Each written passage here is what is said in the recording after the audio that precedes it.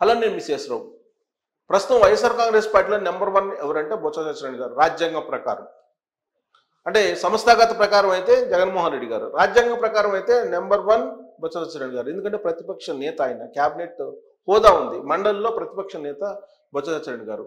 ఇప్పుడు ఆయన ప్రస్తావించినటువంటి 2 అంశాలు జగన్మోహన్ రెడ్డి గారిని కోపానికి గురి చేశాయని చెప్పి తెలుస్తుంది. ఏంటి ఆ 2 అంశాలంటే, ఒకటి అమరావతి ఇష్యూ.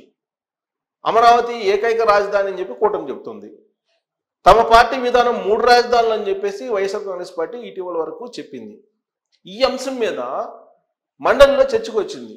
ఆ సందర్భంగా బొత్స సత్యనారాయణ గారు అప్పట్లో ఆ రోజున మా పార్టీ యొక్క స్టాండ్ 3 రాజధానులు, ఇప్పుడు ఏంటి అనేది మీ పార్టీలో చర్చించి చెప్తాము అని చెప్పారు. అంటే 3 రాజధానుల దాని మీద యూటర్న్ తీసుకుంది వైఎస్ఆర్ కాంగ్రెస్ పార్టీ అనేటువంటి ఒక అభిప్రాయం చాలా బలంగా వెళ్ళింది. అసలు ఈ ప్రస్తావన మండలిలో ఎందుకు తీసుకొచ్చారు మీరు అని చెప్పి నిలదీస్తూ ఉన్నారు వైఎస్ఆర్ కాంగ్రెస్ పార్టీలో ఉండేటువంటి అధిష్టానం పెద్దలు బొత్స సత్యనారాయణ గారిని. 3 రాజధానులు అని చెప్పాం కదా, మళ్ళా ఇప్పుడు మండలిలో మేము మళ్ళీ పార్టీలో చర్చించి చెప్తామని చెప్పి మీరు ఎందుకు చెప్పారు, ఎందుకు డౌట్స్ క్రియేట్ చేస్తున్నారు, అది పార్టీకి నష్టం కదా అనేటువంటి యాంగిల్లో జగన్మోహన్ రెడ్డి గారు బొత్స సత్యనారాయణ గారిని నిలదీసినట్టు తెలుస్తుంది. పార్టీ వర్గాల్లో కూడా అదే చర్చ జరుగుతుంది. మరొక అంశం ఏంటంటే రిషికొండ.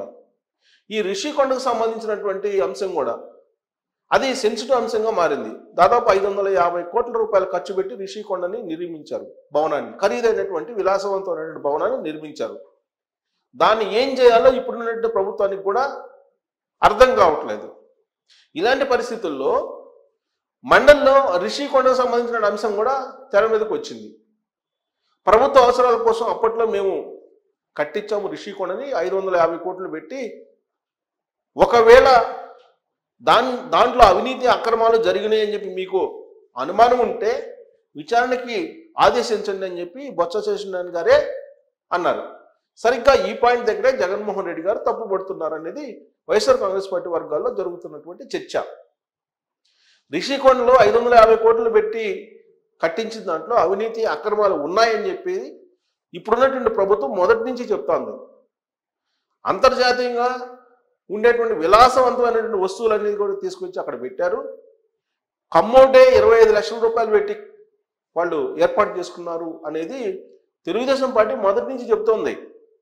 ఇలాంటి పరిస్థితుల్లో ఒకవేళ అక్రమాలు అవినీతి జరిగి ఉంటే మీరు విచారణకు ఆదేశించుకోండి అని చెప్పి బొత్స సత్యనారాయణ గారే ప్రతిపక్ష హోదాలో, నేత హోదాలో ఆయన మండలి కేంద్రంగా చేసుకొని సవాల్ చేశారు. మరి ఇప్పుడు ప్రభుత్వం దాని మీద ఖచ్చితంగా విచారణకి ఆదేశించక తప్పనటువంటి పరిస్థితి.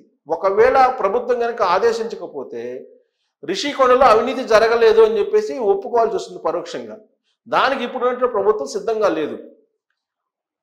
అందుకే ఇప్పుడు బొత్స సత్యనారాయణ గారే కావాలని ప్రవోక్ చేసి దాని మీద విచారణకు ఆదేశించేలాగా చేస్తున్నారు అనేటువంటి అనుమానం వైఎస్ఆర్ కాంగ్రెస్ పార్టీ అధిష్టానంలో కలిగి ఉండొచ్చు.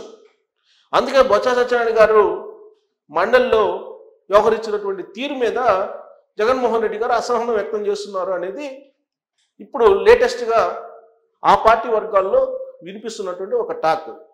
అసలు ఎందుకు జరుగుతుంది ఇదంతా అని అంటే, జగన్మోహన్ రెడ్డి గారి మైండ్ సెట్, జగన్మోహన్ రెడ్డి గారి ఆలోచన, జగన్మోహన్ రెడ్డి గారి మీద ఒక అభిప్రాయం ఉంది ఆ పార్టీ వర్గాల్లో. ఆ పార్టీ నుంచి బయటకు వచ్చినటువంటి వాళ్ళు వెల్లడించిన దాని ప్రకారం ఏంటి అని అంటే, ఒకవేళ ఆయనకన్నా కానీ దూకుడుగా ఉన్నా, ఆయనకన్నా కూడా ఎక్కువ ఫాలోయింగ్ కలిగి ఉన్నా, ఆయనకన్నా కూడా పవర్ఫుల్ పోస్ట్ కలిగి ఉన్నా జగన్మోహన్ రెడ్డి గారు సహించలేరు అనేది ఆయన మీద ఉన్నటువంటి ఒక అభిప్రాయం చాలా మందిలో. ఆ పార్టీని విడిచినటువంటి వాళ్ళు చాలా మంది చెప్తూ ఉంటారు.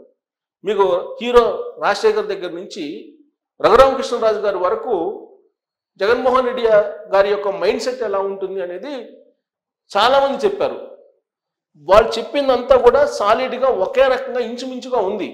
అందుకే ఆయన మైండ్ సెట్ గురించి ప్రస్తావించుకోవాల్సిన పరిస్థితి ఏర్పడింది. ఇప్పుడు బొత్స సత్యనారాయణ గారు రాజ్యాంగపరంగా నెంబర్ 1, ఆ నెంబర్ 1గా ఉండడాన్ని జగన్మోహన్ రెడ్డి గారు జీర్ణించుకోలేకపోతున్నారు అనేది ఒక వర్షన్ ఆ పార్టీలోనే. ఎందుకంటే ప్రతిపక్ష నేత హోదా కావాలని చెప్పి జగన్మోహన్ రెడ్డి గారు పోరాడుతూ ఉన్నారు అసెంబ్లీలో. ప్రతిపక్ష నేత హోదా కావాలని అంటే గనక సరిపోయినటువంటి ఎమ్మెల్యేలు లేరు అని చెప్పి స్పీకర్ అయ్యన్ పాత్ర గారు చెప్తున్నారు.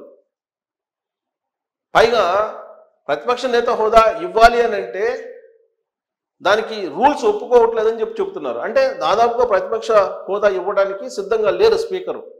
ఆ విషయాన్ని చాలా క్లియర్గా కుండబద్దలు కొట్టినట్టు చెప్పారు. ప్రత్యేకమైన రూలింగ్ కూడా బుధవారం రోజు ఇచ్చారు దాని మీద.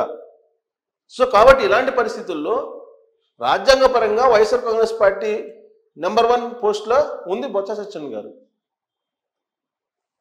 కాబట్టి ఇది జగన్మోహన్ రెడ్డి గారికి ఇష్టం లేనటువంటి సిచ్యువేషన్ అనేది ఒకటి. ఇక బొత్స సత్యనారాయణ గారి తీరు, ఆయన తీరు మీద కూడా ఇప్పుడు జగన్మోహన్ రెడ్డి గారు అనుమానాలు వ్యక్తం చేస్తున్నారు అనేది ఇంకొక వర్షన్. ఎందుకు అనంటే బడ్జెట్ సమావేశాల ప్రారంభంలో గవర్నర్ గారు ప్రసంగించారు. ఆ సందర్భంగా వైఎస్ఆర్ కాంగ్రెస్ పార్టీ ఎమ్మెల్యేలు జగన్మోహన్ రెడ్డి గారు హాజరయ్యారు. గవర్నర్ ప్రసంగాన్ని అడ్డుకోవాలి అని చెప్పేసి జగన్మోహన్ రెడ్డి గారు ఇచ్చినటువంటి ఆదేశం సహచర ఎమ్మెల్యేలకి. ఎందుకు అని అంటే ప్రతిపక్ష హోదా కావాలి అని చెప్పి డిమాండ్ చేయండి అని చెప్పి ఆయన ఒక డైరెక్షన్ ఇచ్చారు. దానికోసం మీరు పోడియం దగ్గరికి వెళ్ళేసి డిమాండ్ చేయండి అని చెప్పారు. పోడియం దగ్గర గవర్నర్ గారు బడ్జెట్ ప్రసంగం చేస్తూ ఉన్నారు. ఆ సమయంలో వైఎస్ఆర్ కాంగ్రెస్ పార్టీకి సంబంధించినటువంటి 10 మంది ఎమ్మెల్యేలు అలాగే ఎమ్మెల్సీలు అక్కడ పోడియం దగ్గరికి వెళ్ళి జగన్మోహన్ రెడ్డి గారికి ప్రతిపక్ష నేత హోదా కల్పించాలని చెప్పి వాళ్ళు ఆడ డిమాండ్ చేస్తూ నినాదాలు చేశారు. గవర్నర్ ప్రసంగాన్ని అడ్డుకునేటువంటి ప్రయత్నం చేశారు. ఆ సందర్భంగా బొత్స సత్యనారాయణ గారు స్పీకర్ పోడియం దగ్గరికి వెళ్లకుండా జగన్మోహన్ రెడ్డి గారు పక్కనే ఉన్నారు. జగన్మోహన్ రెడ్డి గారు మీరు ఎందుకు వెళ్ళలేదు అని చెప్పేసి అప్పట్లోనే ఆయన్ని సభలోనే అడిగారు అనేది ఒక న్యూస్. అయినప్పటికీ కూడా బొత్స సత్యనారాయణ గారు పోడియం దగ్గరికి వెళ్ళలేదు, స్పీకర్ పోడియం దగ్గరికి. దానికి కారణం ఏంటంటే బొత్స సత్యనారాయణ గారు సీనియర్ ఎమ్మెల్యే, సీనియర్ సభ్యుడు. ఆయనకి అసెంబ్లీ ప్రొసీడింగ్స్ గురించి తెలుసు. దేనికి పోడియం దగ్గరికి వెళ్ళాలి, దేనికి వెళ్ళకూడదు, అలాగే సభా సాంప్రదాయాలు ఏంటి అనేది కూడా బొత్స సత్యనారాయణ గారికి తెలుసు. ఎందుకనంటే రాజశేఖర రెడ్డి గారి మరణానంతరం ముఖ్యమంత్రి రేసులో ఉన్నటువంటి వాళ్ళల్లో బొత్స సత్యనారాయణ గారు కూడా ఒకళ్ళు. ఆయన ఉమ్మడి ఆంధ్రప్రదేశ్కి పిసిసి అధ్యక్షులుగా చేశారు. రాజశేఖర రెడ్డి గారి తర్వాత ముఖ్యమంత్రి ఎవరు అనేటువంటి లిస్టులో చాలామంది ఒక 7-8 మంది ఉంటే వాళ్ళల్లో బొత్స సత్యనారాయణ గారు కూడా ఉన్నారు. అంతటి సీనియర్ సభ్యులు ఆయన. మరి ఆయన కూడా పోడియం దగ్గరికి వెళ్ళి జగన్మోహన్ రెడ్డి గారికి ప్రతిపక్ష హోదా ఇవ్వాలని చెప్పి డిమాండ్ చేయలేదు అనేది ఇప్పుడు వైఎస్ఆర్ కాంగ్రెస్ పార్టీలో ఉన్నటువంటి ఒక చర్చ. అందుకే ఆ రోజు నుంచి జగన్మోహన్ రెడ్డి గారికి బొత్స సత్యనారాయణ గారి మీద ఒక రకమైనటువంటి నెగిటివ్ అభిప్రాయం కలిగింది.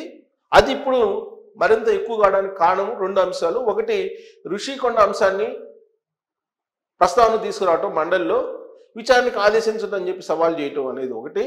2, అమరావతి రాజధాని ఏకైకం అని చెప్పి కూటమి చెప్తుంటే 3 రాజధానులు అనేటువంటి స్టాండ్ ఎప్పుడో వినిపించాం కదా.